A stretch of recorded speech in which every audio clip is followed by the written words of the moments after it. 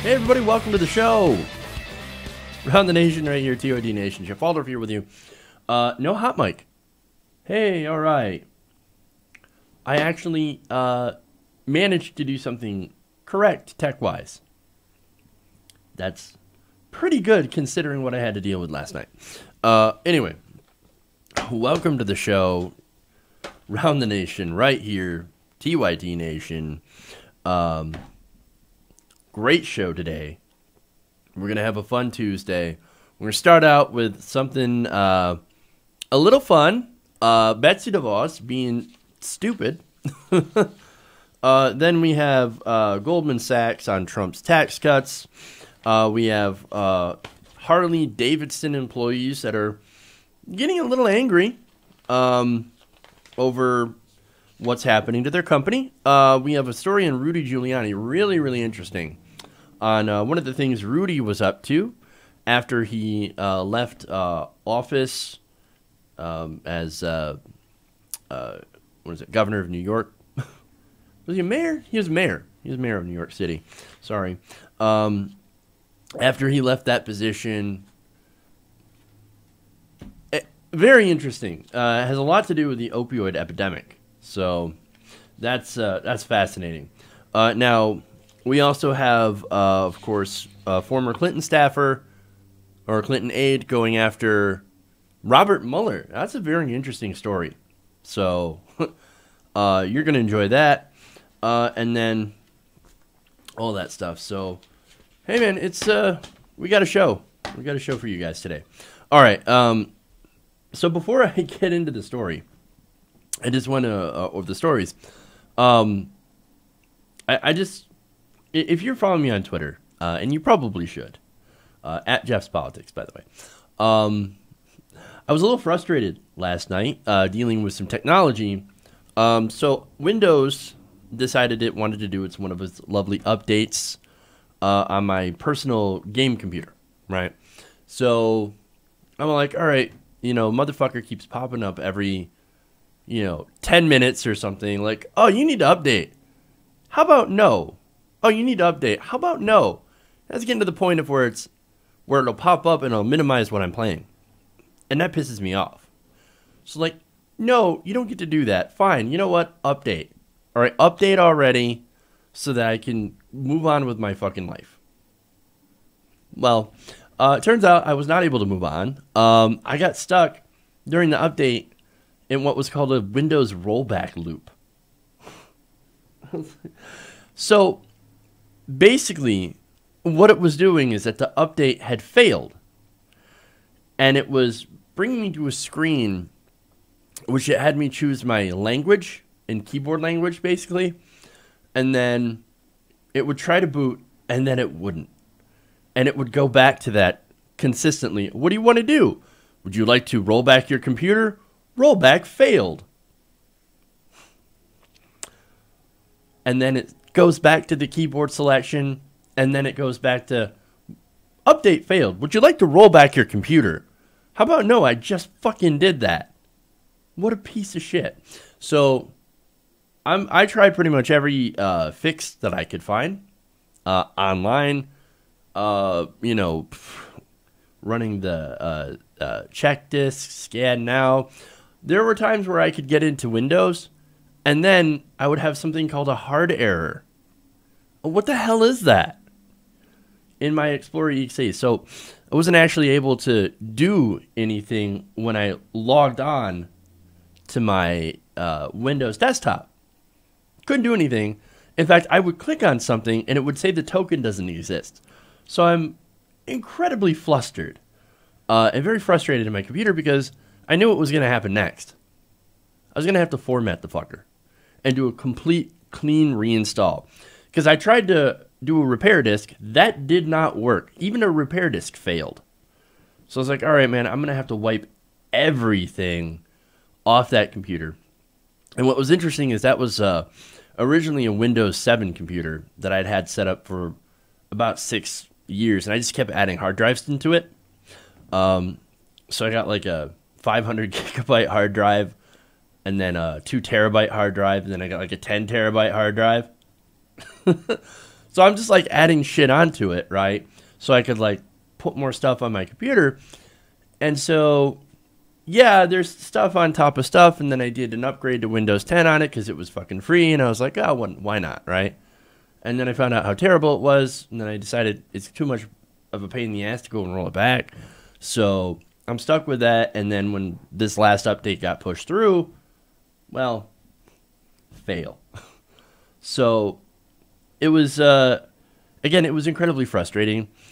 And I ended up having to wipe everything off my gaming computer. Luckily, it wasn't my work computer, which is what I'm using right now. I already had my own issues with that. That's why I had a backup repair disk in the first place. So right now I am like in the process of reinstalling all my shit, and it's frustrating. So that's my fun adventure in computing that I had yesterday. So hopefully we're done with all that bullshit, and I can get back to, you know, doing what I gotta do. All right. Anyway, and on Twitter, of course, I was very angry about it. Anyway, so that's a fun story. Now let's get into actual news. But before I do, please give us a like. Please share the stream. That helps us out greatly, immensely. So if you could do that, great. Also, super chat. That really, really helps the show. So, like, a lot of you have been giving the super chat, and that's great. You know, if you can, keep doing so. That helps out every day. Helps offset what we've lost in advertising revenue thanks to the YouTube changes. So we're really, really counting on you guys to make up the difference. Sadly, they have done that to us. But I guess the good thing is that this truly is independently supported media. So I have you guys to thank for it. So I appreciate that. All right. So let's get into the stories. Let's start out with Betsy DeVos. Okay. Got my coffee and I'm good to go. All right. Now, Betsy DeVos is still somehow the Secretary of Education, despite knowing very, very little about the job that she's actually supposed to be doing. Now, to be fair, she has had some time to learn about her job and to figure out what she's doing. She came into it never actually going to a public school and not really knowing anything about public education. So, okay, look, her background obviously makes her very, very unqualified. But in this amount of time, you'd think that she would be able to pick up a few things and try to understand the huge, huge responsibility that running the Department of Education actually is, right? Well, we'll see. We'll see if she's actually learned a few things now, and we'll see that in action because she is actually in Washington, D.C., and she had a meeting, or I should say a hearing with Congress. Well, these are always fun, right? So now I've got some video here where we're going to see if she has taken the opportunity to be better on the issues, starting with civil rights. Now, Representative Marcia Fudge is going to ask her some pretty basic questions about the civil rights program in our public school system. So let's take a look at that question and then her answer and see if she's got any good answers. Watch. Now, I am concerned about the low performance of your Civil Rights Office. Could you please just state for me the mission of your Civil Rights Office? Thanks, Congresswoman, for the question. The Office for Civil Rights is committed to protecting the civil rights as determined under the law of this land, and we do so proudly and with great focus each day. That's not the mission statement. Do you know what it is? Perhaps you could share it. That's okay. I have not memorized that's okay. the mission statement. Do you even know what the mission statement of your department is? I have not memorized it no. But by the way, I mean, I love her answer to the first one is, we do so proudly under and with great focus each day. Okay. But anyway, for the record, I do actually have the mission statement here. It says OCR's mission is to ensure equal access to education to promote educational excellence through vigorous enforcement of civil rights in our nation's schools. So again, that's what the mission statement is of the OCR, the Department of Education. You know where I found that on? The website for the Department of Education. I know it's a strange place for it to be, but somehow it's there. It's a 10-second Google search. But okay, look, okay, whatever, right? Not too terribly important to memorize it to the letter, fine. Now, what's important is what you do to make sure that you actually do promote that and make sure that everybody has equal access to education and to promote educational excellence, right? Now, Fudge is actually going to ask a question about that next. Now, get a load of her answer.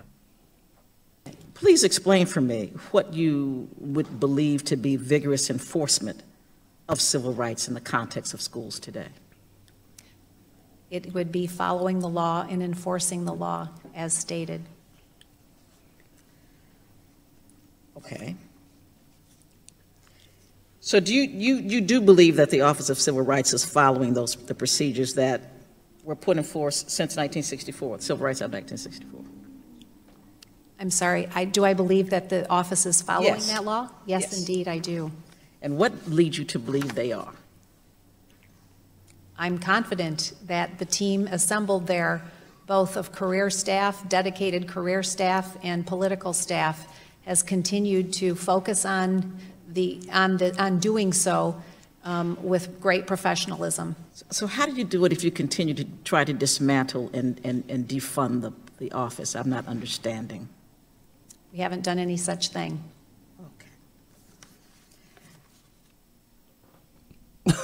Okay. Don't worry, guys. She's very, very confident that they are doing their job. So don't worry. Don't worry. Well, you know why she's confident that they're doing their job? Because she doesn't have to do it. She's not doing her job, so she doesn't know. She has no idea. I mean, again, she couldn't explain what vigorous enforcement means of civil rights in schools. Making sure that everybody gets equal access to education, to a good education. Now, for example, to be, I guess, devil's advocate, right? Now, she could have easily tied in her support for charter schools and making sure that everyone has equal access. Well, at my charter school, or at these private schools, we can always make sure that everybody is treated equally.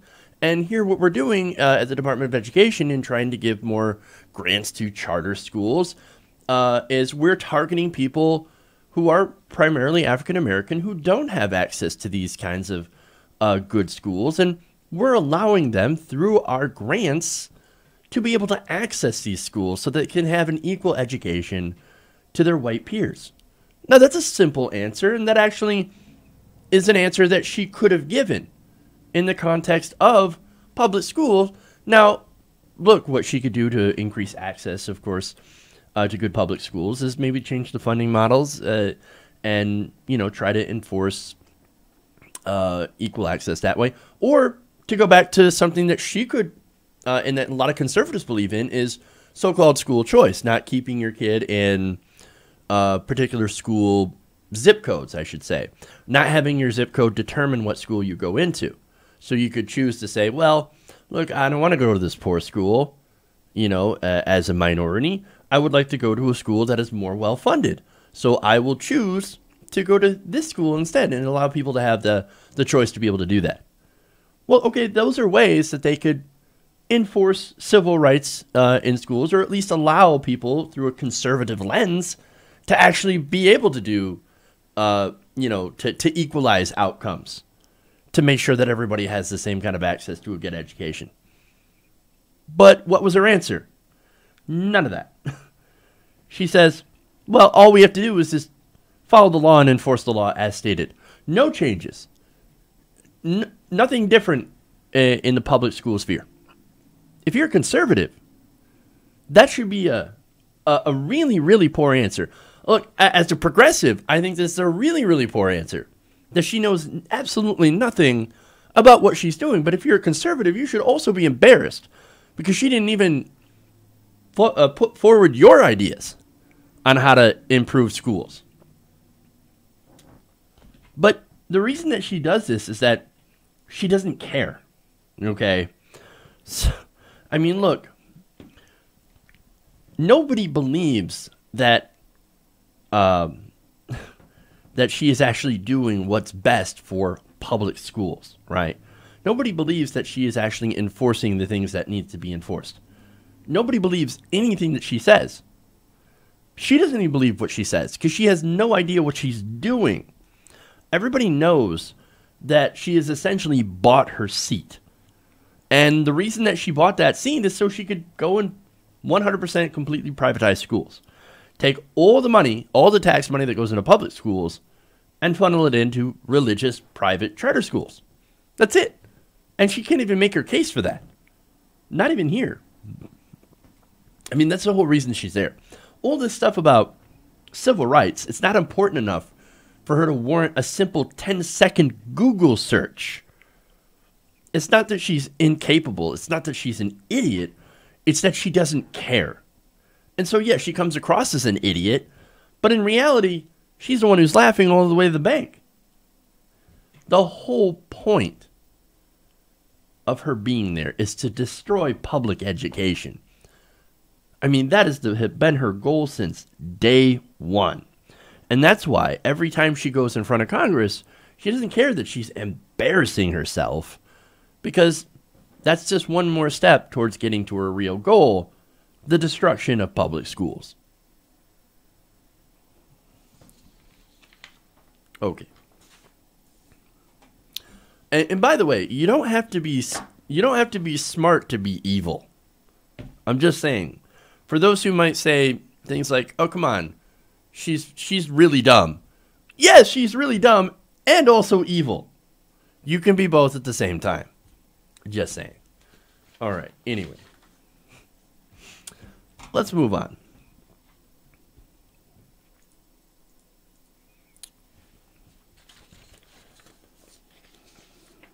Is that it? Yes. Okay.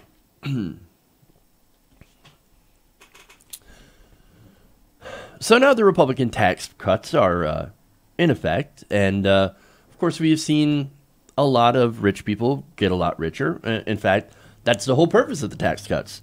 Conservatives will look at this, and they have looked at this, and they're defending this and saying, well, look at all the money that went to the rich. I mean, that's a lot of money, but a lot of people got tax cuts too, and that's just going to trickle down. It's going to trickle down later. Right. Still waiting for that to trickle down. Oh, wait. It's never going to trickle down. I'm going to show you why. Now, Wall Street, interestingly enough, who benefited from these tax cuts, or at least there's one firm on Wall Street who benefited from the tax cuts, is actually sounding the alarm on the tax cuts. Well, that's very interesting. This is actually Goldman Sachs, who is saying that these tax cuts might now actually plunge the United States into another recession. Fascinating. Now, in a Sunday note, Goldman's chief economist, Jan Hatzius, said in a Sunday note that the U.S. fiscal outlook is not good. Oh, well, that's interesting. Now, again, this is taking the overall economy as a whole, and also, looking at what's going on now, and looking at what's going to happen in the future when these tax cuts have their impact of bigger deficits. Now, that's actually what they're talking about. Now, what's funny is that this is going to go contrary to what the Republicans were saying was going to happen when we pass the tax cuts. Oh, no. We're going to have more jobs. In fact, this is going to supercharge the economy. Wages will go up. There will be more jobs. And of course, the jobs will pay so much better, have better benefits. And then that will somehow lead to us not having a deficit. Fascinating. It's strange how they think that actually works out. Supply side, man. Those are supply siders. They have no idea. But anyway, Now, did that happen? Did we get more jobs, at least? Well, I mean, the job market is fairly decent. Unemployment is down. That is a good sign, right? But we've also seen little changes when it comes to pay. Pay is still relatively stagnant, growing at very, very low percentage points, about 2%. People are still very, very underemployed. Again, the minimum wage is about $7.25 an hour.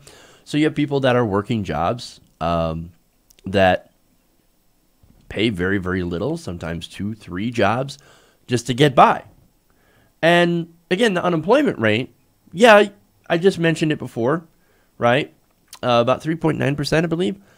It's never been a good indicator, though, of real unemployment, which is actually likely higher, okay? Likely quite a bit higher, as it doesn't count people who have stopped looking for work. So, okay, anyway, it's not really, the tax cuts aren't really what they sold it as, right? And the American people, of course, largely haven't been buying it. I mean, look, there were individual tax cuts that, affect a lot of people, the middle class, but they sunset. And oftentimes, they're actually not all that substantial. I mean, Paul Ryan, the best thing that he could find is a woman saving like $1.50 every week. Wow. You could get like a candy bar or something. Well, if you're lucky. It depends. You ain't going to get no king size, that's for sure. But anyway, look. What happened with the tax cuts is, again, 83% of it went to the top 1%, the richest Americans, right? Now, what did they do with that money? Well, they were supposed to create jobs, right? Well, they didn't. They went and bought back their stock. In fact, they bought back hundreds of millions of dollars worth of stock, as soon as billions of dollars worth of stock. And all that money, it went to the shareholders. That's what happens when you buy back stock. It inflates your stock prices, and your shareholders get more dividends. That doesn't trickle down. That doesn't go to you. That goes in the executives' pockets. So now that helps the shareholders short term, yes, but for an economy that is based on consumer spending and consumers having more money, well, that's disastrous, right? Now, there's other ways that it's disastrous in the long term, and this is what Goldman Sachs is going to get into. Now, the firm, according to the New York Post, dismissed economic projections by the Congressional Budget Office as too optimistic and said that the deficit could spike for about 2.5 times to $2.5 trillion by 2028. Damn. So, look, here's what President Obama did, right? So he brought the deficit down to think about $400 billion. Now, Republicans, of course, still scream and howl about, oh my God, the deficit, the deficit, the deficit. Well, Donald Trump is going to increase it by 2.5 times by 2028. That's disastrous. That's if you care about the deficit, right? And there are a lot of people who do. Now, Goldman notes that in one scenario, the bond market could punish the U.S. for growing its debt levels by making it more expensive to borrow, thereby increasing deficits further. That could end up, they say, constraining any economic stimulus packages during the next recession, which isn't likely for the next couple years. Well, that's good to know that it's not likely for the next couple years. But if we ever do have another recession, well, Goldman Sachs is saying, look, you're not going to be able to do any stimulus. And not that the Republicans would do stimulus, but nonetheless, that option wouldn't be available. Now, we know what the Republicans would do. They would do more austerity because that's what they believe in. That's what they love, as long as it doesn't touch the rich. Now, I want you to understand something, right? So, yeah, we're talking about deficits, right? Deficits don't matter. They don't matter to Republicans because, as you just saw, they just blew up the deficit, right? Now, Democrats, for some reason, do seem to care about deficits now, which is, of course, the complete opposite of what Republicans always see. Republicans love to do projection, right? So their projection is, oh, Democrats, wild spenders. I can't believe they'd spend so much money. Look at the deficits under all these Democratic presidents. But Republican presidents have actually spent more money and have actually put more money, or I should say, increase the deficit and the debt even more than Democrats. But again, it's what they do. It's projection. What the Republicans love to do is they just love to get tax cuts to their donors and put more money into the military. So that's what they love to do. So that, of course, goes to the two Santas thing. So Republicans, they promise tax cuts and they blow up the deficit and they put more money into the military, like I said. Now, Democrats, they used to be really, really popular because they would do all these popular programs. For example, Medicare, the minimum wage, Social Security, right? Now, Republicans kept losing over and over again because Democrats would actually say, you know what we're going to do? We're going to do programs that actually help you in your daily life. And we're not just going to help the rich like the Republicans are.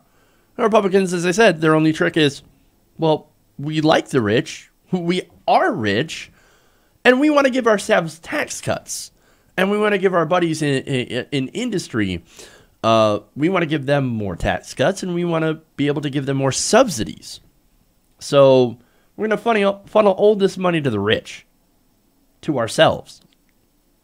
Look, the Republican Party, I mean, the whole idea, the whole purpose of the Republican Party is to funnel money to the rich. So that's what they've always done. But they figure out, well, wait a minute. We're really, really unpopular because all we do is give money to the rich. Well, we're going to have to try and give them something. I know. Let's give them tax cuts and say we're doing it for them. So now you're going to save a little bit of money, but then the rich are going to save a whole ton of money. And we're going to do aggressive marketing campaigns. We're going to come up with buzzwords. We're going to, scare people with debts and deficits and all that stuff. And then promise tax cuts. We're going to be the new Santa. And that's what happened. And the Democrats since then, of course, have been scared because every time the Democrats even try to propose doing something progressive, here come the Republicans to say, you can't do that. How are you going to afford that? You can't afford that. You can't pay for that. And the Democrats are too scared to actually do progressive policy. That's what's going on here, right? And look, Republicans, whenever they get in power, they make it rain for their donors. And now, Democrats, as I said, some Democrats are doing the same thing. And other Democrats are just too scared and have fallen in and really have bought into the Republican mantra of, well, we just can't afford it. We have to do tax cuts for the middle class. So the Democrats have unfortunately become your center-right party, while the Republicans have gone up to crazy town. Now, here's what's going on with Goldman Sachs, right? Now, Goldman Sachs isn't saying this for the benefit of Democrats, right? No. See, Goldman Sachs benefits from these giant tax cuts. Of course. Their ex-president, Gary Cohn, helped come up and pass these tax cuts.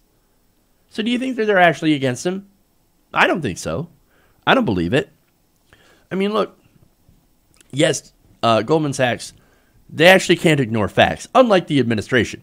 They're like, yeah, what we did is, the tax cuts that we support, that we benefit from, did blow up the deficit. That's true. We can't run away from math, right? So those are the numbers, right? But look, this also helps Republicans, this report. Why? Because Republicans will spin it, and they'll say, well, look at how much Medicare and Social Security are bankrupting the country. We at best privatize them. First, we got to cut the spending. Then we got to privatize it. Well, see, that's the entire goal, right? We obviously need to cut Social Security, Medicare, Medicaid, food stamps, and all these things that, go to the poor and the middle class, all these programs, because, those are the things that are causing our deficits. We can't raise taxes, right? What are we going to do? Yes, the Trump tax cuts. And here's I guarantee this will be the game, right? if we're going to talk about the tax cuts, and they say that the Trump tax cuts are could cause us to go into a recession. So here's probably their solution. Well, we'll just roll back the tax cuts for the middle class. And then we'll have to cut entitlements. Oh, I can almost guarantee that that is the argument they're going to come up with. That's the solution, right? Eliminate the tax cuts for the middle class and then cut the entitlements. Then we can finally balance the budget. Or we could give more tax cuts to the corporations. We can lower the corporation or the corporate rate to 10%. And then that will boost the economy. That's their whole game plan. They will never call to raise taxes on the rich. They will never call to raise taxes on corporations. I would be shocked if Goldman Sachs came out and said, you know what, we should raise taxes on ourselves, on corporations, and on the rich, so we can balance the budget. I doubt very, very much that they will do that.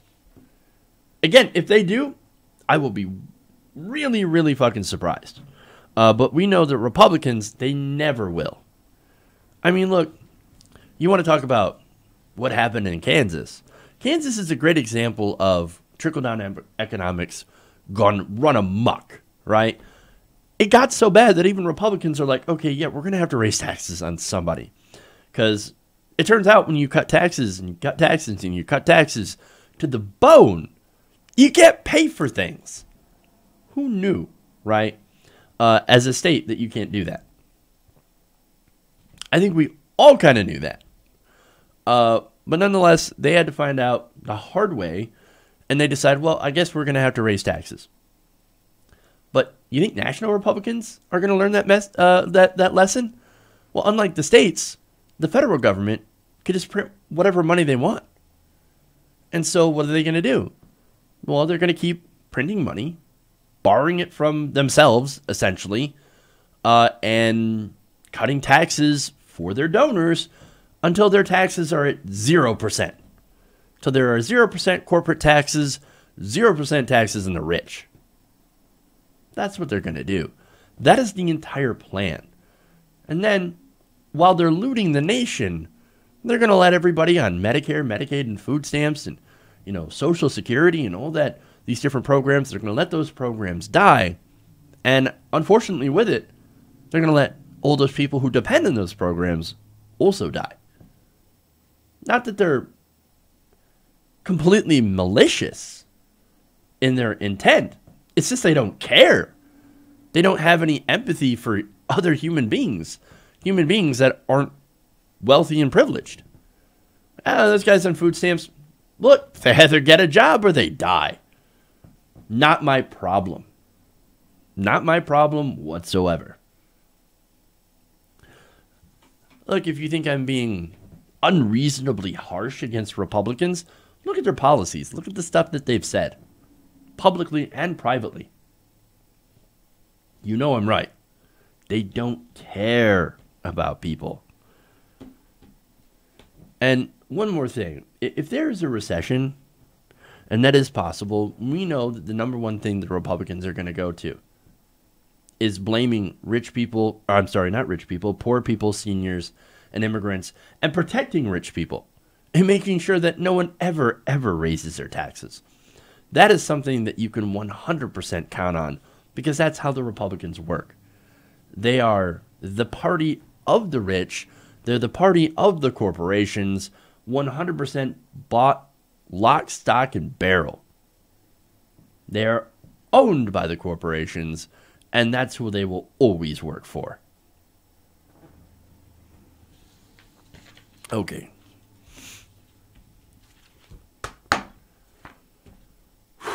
Okay, let's move on.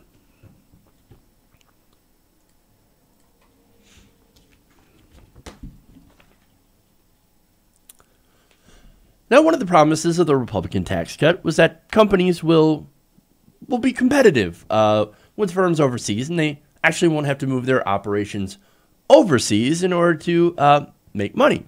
Now, a lot of companies promised that with the passage of the tax cuts that they would stay in America, that they wouldn't have to move overseas if they received these tax cuts. Now, one of those companies that made the promise was Harley-Davidson. And, of course, they join others. For example, Carrier. That's another very, very famous case. But there's also other companies as well that are like, oh, no, don't worry. We're going to stay in America. We're not going to outsource our jobs. And, in fact, we're going to get bonuses, right? And, look, some of them did. And now those bonuses were laughably small compared to what the company was bringing in. But to everyday regular people, a bonus of $1,000. Hey, man, look, if I got an extra $1,000 today, I'd be thrilled. Yes, because that actually is a lot of money to a middle-class family. Corporation, it's essentially peanuts. But nonetheless, that's what they're doing, right? Now, okay. Anyway, now, one of the companies, as I said before, that promised to stay here in America is Harley-Davidson. And look, you can't get more American than a Harley, right? Surely they will keep operations in America and make sure not to go overseas, right? Well, unfortunately, wrong. Vox is reporting that despite President Trump's claim that the tax cut plan will create good-paying American jobs and keep jobs in America, Harley-Davidson has instead announced that they will close a plant and move another plant or a bunch of jobs to Thailand. Now, this is after, of course, they reported a massive stock buyback program. But we'll get to more on that later. In a deep dive article by Emily Stewart, writing for Vox, she discovered employees and union leaders who say that they were betrayed by the company, which prides itself on its reputation for American-built products.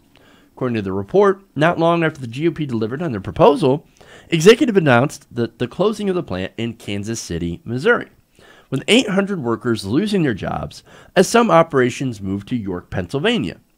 Now, that actually led to a loss of 350 jobs. So 800 left from Kansas City, went to York, Pennsylvania. They had jobs there, but not the full 800. So in total, I should say, 350 people lost their jobs. That sucks. Now, when that happened, union leaders were, of course, stunned. They never saw it coming.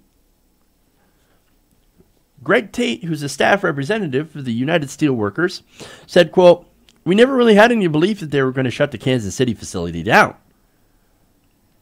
And he added, this was an announcement was the first anyone found out about it. So as soon as they announced that they were going to close down the plant, that's when these guys finally figured it out, because there were no indications otherwise. And there were promises to keep these jobs in Kansas City. Well, I mean, look, I feel sorry for them. I do. But I'm not surprised. You're going to basically say, oh, no, if you give me tax cuts, I'll stay here. It's very, very unlikely that they were not planning on leaving, right? Of course they were planning on leaving. But they're just saying, what we're going to do is we're going to make sure that we pad our pockets first. We're going to make this promise that we don't mean at all, so we can get those tax cuts. Wonderful. So we can help Trump sell the tax cuts. And that's what it's about. Now, what's worse than the loss of those 350 Kansas City jobs, of course, is the company's plan to open a production facility in Thailand later on this year. Now, that, of course, has employees seething. Now, Richard Pence, no relation to Mike Pence, at least I don't think. Now, he's a Harley machinist working at the Kansas City plant, or was working at the Kansas City plant. He talked to the Milwaukee Journal-Sentinel, and he said, quote, "Part of my job is being moved to York, but the other part is going to Bangkok." And he added the company is already packing up the plant, and he suspects that some of the machinery is heading overseas. So, of course, he's not happy about this. He's like, I can't believe they're going to Bangkok. I can understand that they're going to another place in the United States. It's fine. It's still American jobs. But Thailand? Thailand? What in the hell? What is going on here? Well, what's going on here is, of course, capitalism. What's going on here is a company basically taking these tax cuts, putting it in their pocket, and then saying, so sad. We're going to go and make a lot more money now. Hilarious. Now, president of the International Association of Machinists and Aerospace Workers, Bob Martinez Jr. said, quote, these companies are basically taking tax breaks with one hand and handing out pink slips with the other. I'm going to call it like I see it. This is a corporate ambush on working people. Damn. Now, Pence added, quote, I think there's going to be a big layoff in August and even a bigger one in October. After that, we'll basically have a few hundred people left to finish out the Sportster line through the next model year spring, or next model year next spring. And then that'll be it for us. It's sort of like the horses out of the barn now. Trump supporters, did you actually think that they were going to save your jobs? Really? I mean, honestly, do you think that the Trump administration, that these tax cuts were going to save your jobs? No, they never cared about your jobs. Paul Ryan lied to your face when he said that tax reform can put American manufacturers and American companies like Harley-Davidson on a much better footing to compete in the global economy and keep jobs in America. That was a lie. Lied to your face. And look, they don't even feel bad about it. They're like, yes, we passed these tax cuts and we feel great about it. Why? Because our donors love the tax cuts. That's who we work for. We don't work for you. We don't care about your jobs. No, all we care about is basically our jobs, which in Paul Ryan's case, he doesn't give a shit about anymore because he's out. He's gone. He's leaving Congress. So he's like, I don't give a fuck. Yeah, I helped pass these tax cuts. My donors are super happy with this. And guess what? I'm going to get a job lobbying on K Street. Oh, you can almost guarantee it, right? And Donald Trump, of course, lied to your face when he claimed that the tax cuts would be wonderful for the economy. These companies, they don't care about you. Their number one duty is to enrich their shareholders. Why else would they spend $700 million in stock buybacks when they could have instead saved those plants, right? It's not about your jobs. It's not about helping you. It's about squeezing as much profit out as they can. It's not necessarily the executive's fault, right? And I know, what are you talking about? No, look, the whole point of a corporation is to make as much money for the shareholders as possible. That's what they were designed as, right? That's why we need to have actual rules on them and regulations, and why we need to make sure that people get paid what they deserve to get paid, a living wage. That's why we need to make sure that they don't outsource their jobs to low-wage, low-regulation countries, so we can actually protect American jobs. Now, they don't care about that. They think if we can make more money in China, then we're going to move to China. If we make more money in India or Thailand or wherever, well, then that's what we're going to do. We're going to go and basically send our jobs to those countries so that we can make a profit. Now, what's interesting here is that the company claims that it's moving to another country because of Trump's tariffs. But wait a minute.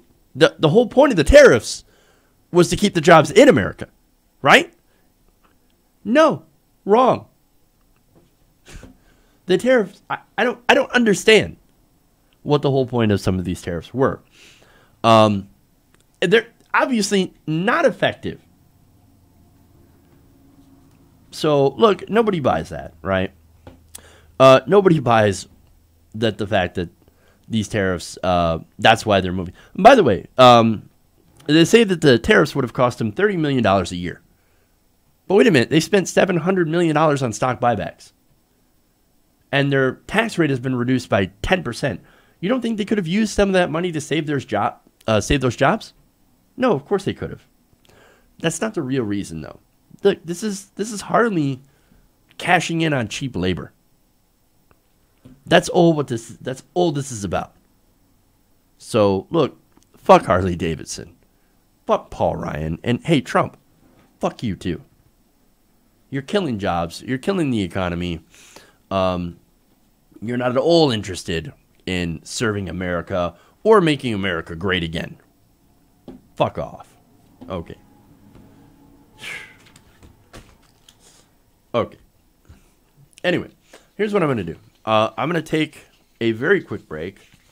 We'll come back. We got a couple more stories.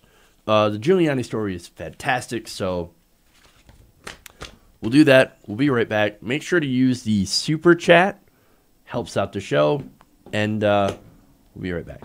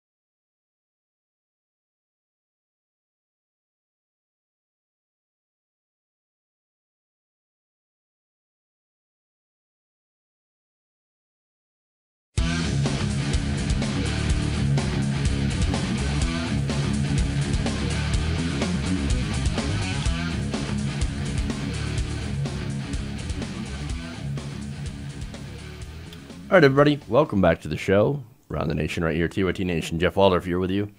All right, so we're going to go on real quick to the next story. And it is Rudy Giuliani.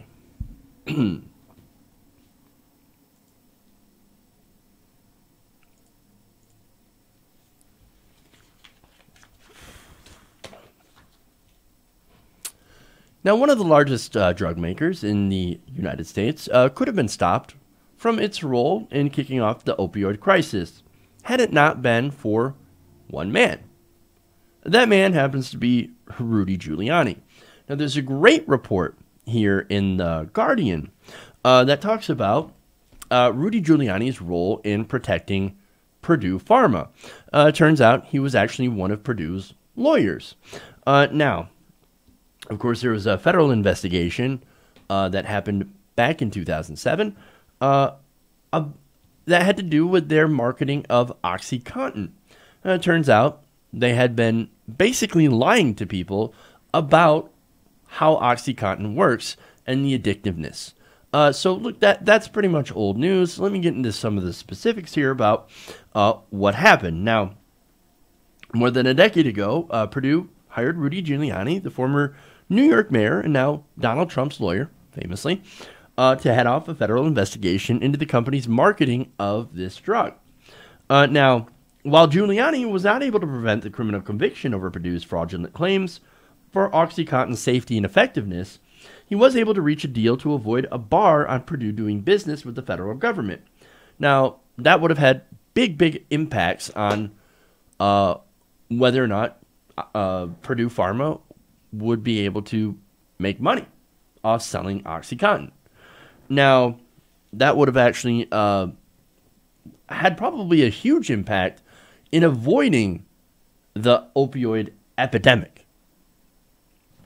Now, Giuliani also secured an agreement that greatly restricted further prosecution of the pharmaceutical company and kept its senior executives out of prison. Now, because look, what this was is this was Purdue lying to doctors in order to get more drug sales. In fact, in this article, doctors had noticed after they were successfully pitched this drug that claimed that they lasted longer, and so that you ended up having to take less pills, and that you could get and that you had a lesser chance of getting addicted to this medication. Doctors noticed, well, that's not true. It turns out we're having way more addictions. Well, that's crazy. And they also noticed that people that were already getting addicted to these drugs were now crushing it up and snorting it to be able to get a high sooner, since these were slow release. Now, again, one of the claims was, oh no, people who like to get addicted to drugs, like to do drugs, they're not going to be interested in OxyContin because of its slow release formula. Again, that turned out to be completely untrue. Now, one of the lawyers here, or prosecutors, I should say, who decided to go after Purdue is John Brownlee.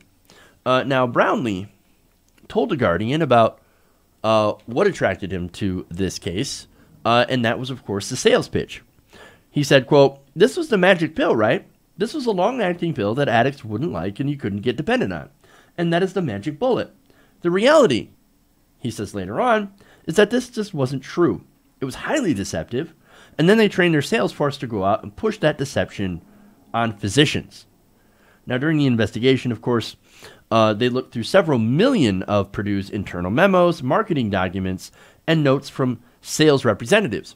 But what was a real linchpin in their case against Purdue Pharma was training videos, where representatives acted out selling the drug using false claims. Brownlee said, quote, "This was pushed by the company to be marketed in an illegal way, pushed from the highest levels of the company. That, in my view, made them a criminal enterprise that needed to be dealt with." And now, of course, as soon as Brownlee started looking into the company, they decided to hire Giuliani.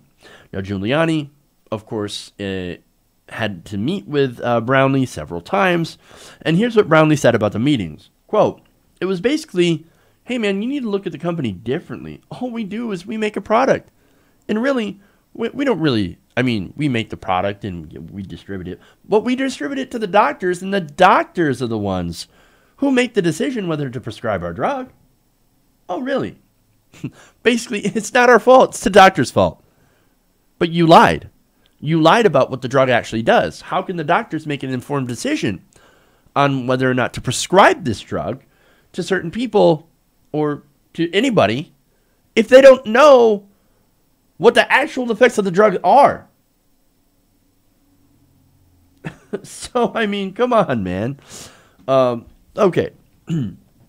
But Brownlee also tells The Guardian, what were the doctors being told? And this is what he was trying to find out during the investigation. And he said, look, the biggest evidence that we had is the training videos. When I saw that, you now know that this is what the corporation wants the doctors to know. And it just wasn't true. So those videos were incredibly damning. Now, what did Giuliani do? I mean, look, they had a huge piece of evidence. Well, Giuliani worked his Washington friends. Talk about the swamp, right? I thought you were going to drain the swamp. Apparently, in this case, Giuliani loves the swamp. Now, his team, again, worked Washington contacts, and one of them happens to be somebody we're actually familiar with. James Comey. The Purdue lawyers complained that the office of then Deputy Attorney General James Comey that Brownlee was exceeding his legal authority in pursuit of documents from the company. Brownlee said, quote, "The defense lawyers contacted Mr. Comey, unbeknownst to us, and said, those guys down there are crazy." Now, Brownlee then went to Washington, of course, to meet with Comey in person. So, what had happened, apparently, according to Comey, and Brownlee, there was a little bit of a mix-up, right? So it turns out the name Purdue Pharmaceuticals was mixed up with Purdue Farms. Now, Purdue Farms is a regional chicken producer, well known for its television ads featuring the owner, Frank Purdue. Now, Mr. Comey, in that meeting, asked Brownlee, why are you prosecuting the chicken guy? He's a chicken guy. Like, why are you coming after him? No. It's not the chicken guy. We're going after this pharmaceutical company that has videos. I mean, this is 100% proof the corporation knew what the drug did and willfully misrepresented that in order to make sales. They lied to doctors, and they created all these different addiction cases, which now continues to this day. So once that was cleared up, Comey was like, oh, yeah, go ahead and have the documents. Well, great. Now, again, those documents, along with the videos, were highly incriminating, which, of course, ultimately led to Purdue accepting a plea deal and admitting to criminal charges of mis-selling OxyContin with the intent to defraud or mislead. Again, in that deal, Giuliani won a couple of concessions. Now, normally corporations with criminal convictions are barred from doing business with the federal government. Well, in this case, they were able to get an exception to that. And why is that important? It's because if you lose your ability to do business with the federal government, then you can't do business with the VA. You can't do business with Medicare or Medicaid patients. So you lose out on a lot of potential business. Not only that, but that reputation also hurts you in the private sector. So they begged Giuliani, oh my God, you can't have us. Or I should say Giuliani was the one that was begging the prosecutors, you can't have Purdue Pharma get kicked out of the feds. I mean, they got to still be able to do business. You can't, completely destroy their business model. That's not fair. And actually, Brownlee kind of agreed. He said, quote, "I didn't feel as a lawyer that I could be in a position to bar anyone from getting OxyContin. Faced with that decision, it was just simply not prepared to take it off the market. I didn't feel like that was my role. My role was to address prior criminal conduct, hold them accountable, find them, and make sure the public knew what they did." Now, Brownlee is, while he, of course, doesn't really feel bad about the way that it turned out, as far as his role in it, he's like, hey, man, look, I did what I was supposed to do, and I didn't go any further. My whole point was to just punish them for the things that they did wrong, not take the drug off the market. But one thing that he does feel regret on is the way that the federal regulators actually acted after this, particularly the FDA. Now, they thought that, or Brownlee thought that they would use that criminal conviction to basically look more at Purdue Pharmaceutical and their drugs. But it turns out there was no follow-up at all, and OxyContin continued to be widely prescribed. In the end, Purdue was fined about $640 million. That actually is a slap in the wrist. That's a fraction of their total profits that they made off this drug. And 3 Purdue executives ended up pleading guilty to misdemeanors and were fined about $34.5 million, divided between the 3 of them. Now, Giuliani also, of course, won a concession that immunized Purdue from further prosecution, even though its criminal conduct continued after the period covered by the plea agreement. That prosecution covered its crimes committed up to 2001. However, the misselling went on for years afterwards.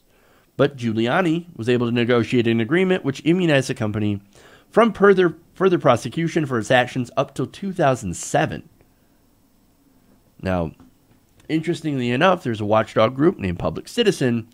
They said that the company sold nearly $5 billion worth of OxyContin between those two dates. So here they are. They were found guilty of misrepresenting this drug, making a whole lot of people addicted to it. And yet, they still made $5 billion between 2001 and 2007. Just off this drug alone. Damn. Look, this is a case of corruption. Look, Brownlee, again, I don't agree with Brownlee's assessment. He said, I think convicting the company, the fines and all that, had its impact. Well, I don't agree with that. I don't think the fines were harsh enough. I think they should have been barred from the market. Again, lie to your consumers and then destroy countless lives and help kick off an opioid epidemic. Those are serious, serious crimes. They got a slap in the wrist, man.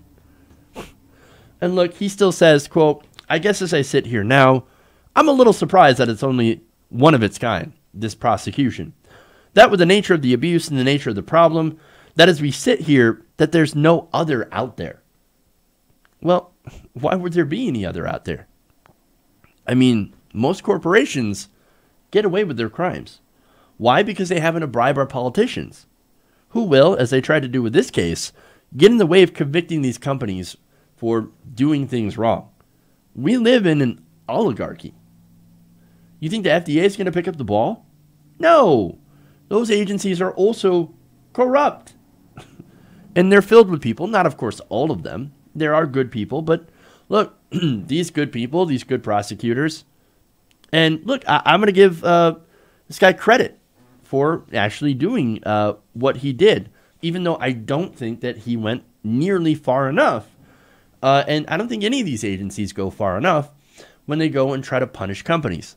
Again, these companies make billions and billions of dollars, and when they have a couple $1 million fine or $100 million fine, or in this case, $640 million, if you're a company making billions and billions of dollars in profit, as a lot of these companies are, well, then that's not really much of a punishment, is it?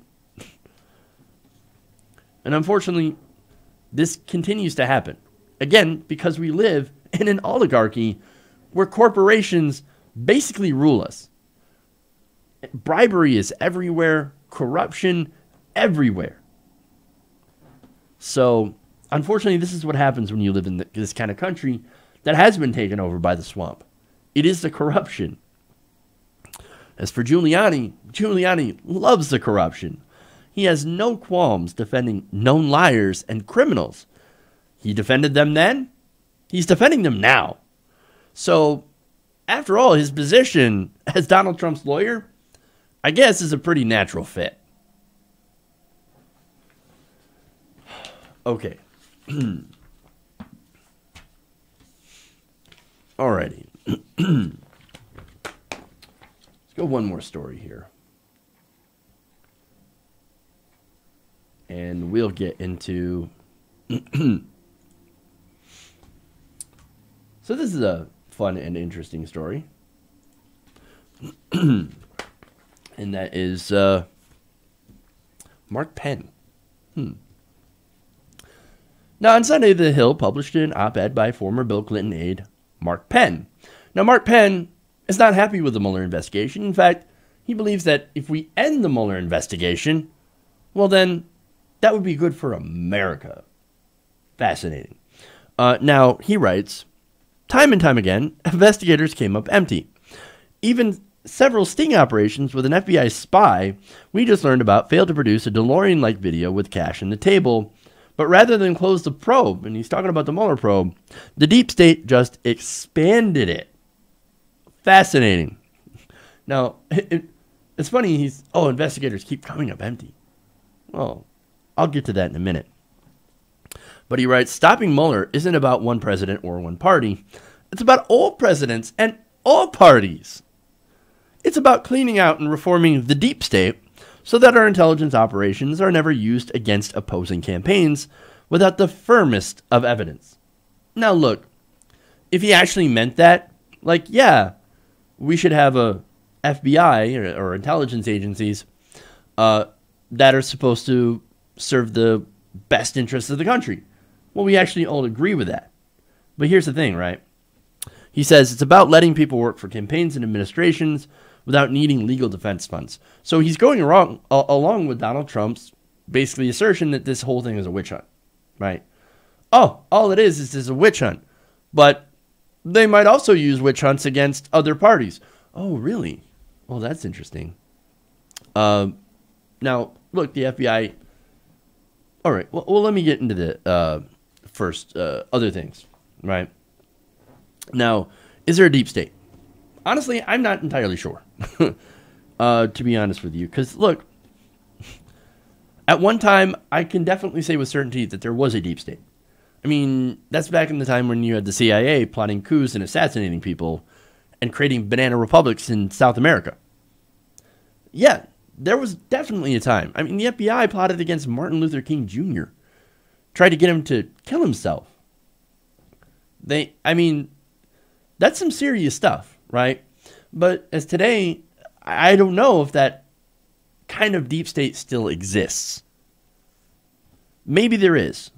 And if it does, I'm kind of curious why it would be against Donald Trump. Hear me out, right? Look, the FBI is full of conservatives. Robert Mueller's a Republican. James Comey was a Republican. Now, of course, he's an independent. We've got all of these people in the FBI and our intelligence agencies that are conservatives. So it is kind of weird. And I know somebody's going to bring, Peter Strzok. Peter Strzok hated everybody. Oh, but he was talking bad things about Trump. He also said he didn't like Hillary Clinton. He also said he didn't like Bernie Sanders. He didn't like anybody. So there's that. He's a pretty bad example of bias against the Trump administration. But anyway, and by the way, he was also immediately removed as soon as they found those text messages. Because Robert Mueller doesn't want anything to get in the way of his investigation, despite the fact that Trump is trying to find everything he can to try to get rid of Robert Mueller. But anyway, look, overall, it seems like intelligence agencies happen to love Republicans because they are Republicans. And look, it's because Republicans like war, regime change, and they hate liberal movements and checks on their power. And that's just, I think that that's a fact at this point. But anyway, why would they plot against Donald Trump? It's an interesting question. I mean, look, he talks about, and going back to Penn, about intelligence operations working against campaigns. Well, what did they do against Hillary Clinton? Now, I'm no fan of Hillary Clinton. Okay, but I do remember when James Comey basically came out and said, oh, by the way, we're reopening the case into Hillary Clinton. Or we're thinking about reopening the case into Hillary Clinton. Turns out they were not reopening the case into Hillary Clinton. In fact, what was going on at that same time is that the FBI was also looking into the Trump campaign. Yes, that's where all these claims about, oh, I can't believe they embedded a spy into our campaign. That's actually not true. They didn't embed a spy. There was an informant. He talked to Papadopoulos. But he actually wasn't spying in on the campaign. He was just an informant who heard some things from Papadopoulos, who couldn't keep his mouth shut, and was like, okay, well, I'm going to go and I'm going to report that to the FBI. Not the same thing. But we didn't hear anything about it until recently because, guess what? The FBI decided to keep this quiet. Why? To not ruin Trump's campaign chances. The New York Times explains. Agents were leery of disrupting the presidential campaign, again, after the FBI announced in a high-profile news conference that it closed the case involving Hillary Clinton's use of a private email server. according to current and former law enforcement officials. After opening the Russia inquiry about a month later, they took steps, those officials said, to ensure the details of the inquiry were more closely held than even in a typical national security investigation. So realize they took special care not to say anything about the investigation into Trump during the election. But as for Hillary Clinton, oh, by the way, we're going to possibly reopen the investigation into Hillary Clinton during the election. Now, I'm not saying that that's the reason that she lost, but I'm saying it certainly probably didn't help her. I still think she lost because she didn't campaign in Michigan, Michigan, Pennsylvania, and Wisconsin. She ignored those states. Should have been close in the first place. Why was she not 50 points ahead, right, as she would ask? Well, there's a lot of different reasons. She was the definite wrong candidate, but I'm not going to get into that, right? But the whole point is that I'm trying to make is that they didn't announce that they were doing an investigation into the Trump campaign because they didn't want to offend Republicans, because they are Republicans, and hurt Donald Trump's chances in the election. Now, maybe they all assumed that Hillary Clinton was going to win anyway, so it was fine. And look, that was the general thought, I guess that was the general thing that people were thinking during the campaign. Oh, Donald Trump, he'll never be able to win. So all we can do, we can go and torpedo Hillary as much as we can because we know she's going to win anyway. Oh my God, look what happened. Donald Trump, oh fuck. Oh shit. So, look, anyway, it is interesting here then why Penn would bring this up, right? Now, Penn, of course, is on the side of Donald Trump, thinks ending the Mueller investigation, that it's just a witch hunt. So, I'm in favor of ending the Mueller investigation. There's nothing there. It's a nothing burger. There's nothing to it, right? Well, again, very interesting because he used to be an advisor to Bill Clinton. And in 2008, he was an aide to Hillary Clinton. So, well, that's interesting. Somebody's very, very close to the Clintons. Now on the side against Clintons and for Trump. Fascinating. Now, look, maybe he just saw the light. Right? Crooked Hillary. She was super, super crooked, right? Well, actually, yes, she was. She's, look, incredibly corrupt. I would say like a lot of our politicians, but her family has taken billions of dollars in private money. They made so much money off being in the spotlight and being in politics. And that doesn't mean campaign contributions. That means money going into their pockets from their speeches, her speeches to Goldman Sachs, etc. And there's no doubt that if she had won presidency, she would have, of course, paid back her donors. I think that we all know that by now. But, again, yes, she is corrupt, but maybe Penn is corrupt too.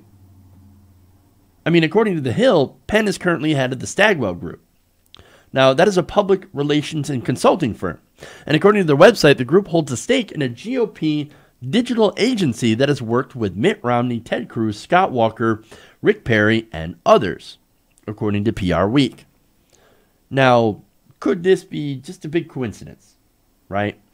Well, I guess, yeah, sure. I mean, it could be that he believes this stuff and has nothing to do with the fact that he is part of a Republican consulting firm. Fair enough. Okay, sure. Now, again, that would be very, very interesting if it was a coincidence. Look, this investigation has turned up 19 indictments and 4 guilty pleas. And yet, he believes that, oh, nothing there, nothing to see. Nope, nothing at all. And by the way, we need to end this investigation now because we found nothing, which is not true. And it's also dangerous to America if we continue this investigation. It's also dangerous to the next president. So we better leave Donald Trump alone. Look, you think that's a coincidence? I don't necessarily believe so. It is rather strange and actually incredibly convenient. Again, we don't know. I don't know for 100% certainty that his views have changed because he runs a GOP consulting firm, but I wouldn't be surprised. Again, corruption seems to be running rampant all over the U.S., all over the government. So, not a surprise. Okay. Well, that's it. That's all we got for you guys today. Please make sure to give a like and a share. Also, thank you for watching. What I want you to do is, again, like and share our videos. Also, if you really enjoy the show, if you want to continue to help us grow and continue to do these shows, please consider becoming a patron. Patreon.com/TYTNation. That helps us out a great deal. Keeps the lights on. To everybody else, thank you. If you haven't already, please subscribe as well so you can get occasional notifications with the way that works. But all that stuff. All right. Thank you, guys. Love you. And remember, change begins with you. Good night, TYT Nation. We'll see you guys tomorrow.